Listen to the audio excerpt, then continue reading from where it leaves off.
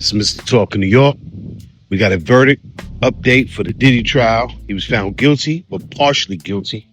And basically, for him, it's a big win because the most he could do is 4 to 10 years when he could have been facing life. All right, listen to more updates. Care of lovely T.I. Yeah, I felt like he was guilty, but I didn't think he was guilty of the RICO.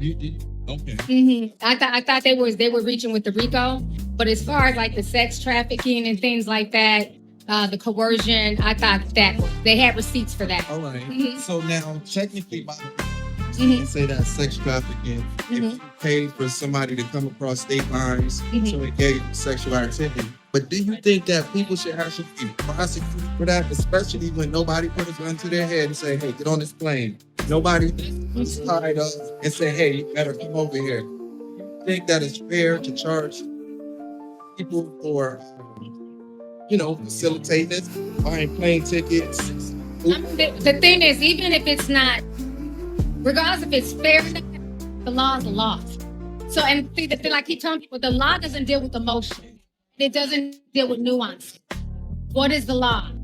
It is because a lot of these men that were in the whole sex thing, like these male prostitutes, they don't feel like they were being exploited. They don't feel like they were being trafficked, right? But the second I invite you over to engage in sex in another state and money changes hands, you are a prostitute, sir. Okay, so it's okay to give yourself away for free, but it's a problem as soon as you get something. So if somebody gives you a gift, something like that, do we really need to apply that?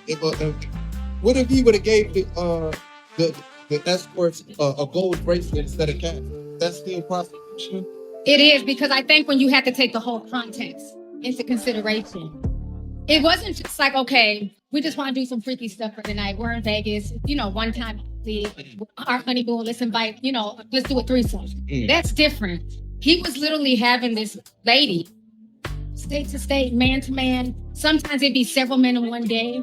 There was something sinister about that. It wasn't just like, okay, we just freaky, we doing our thing. Drug addict. Yeah, it was just really like something just gutter butt about it. You know what I mean? So let me ask you this. You think that the women, if they wanted to, they could have said, no, I'm not going. I'm done with you. I'm done with your life.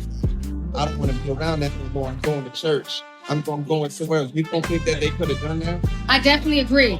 I think the reason why I give Cassie grace is because he got her when she was young and moldable, right? Jane Doe had no grace. And I think Jane Doe was the one who kind of messed up that sex trafficking case. Let's keep it real. Jane Doe, after a while, came off as bitter. She said she was jealous of Carisha. So you came in this wanting something out of this. And the second you couldn't get what you wanted out of it, okay, now you want to be on the court stand. It's not great. Yeah. It's not great. Okay, y'all know. Yeah. So, you know how to look at things in nuance. You know what I'm saying? I think that you have a lot of women, and like I said, I think this case is going to set a precedent, but it's also going to open up a lot of young women's eyes. Because, see, we sit down the gram and we idolize these people and we see what they have. We see their red bottoms and their bags. And we think, oh, I want that lifestyle. But now look what they're doing to get it. They're selling their soul.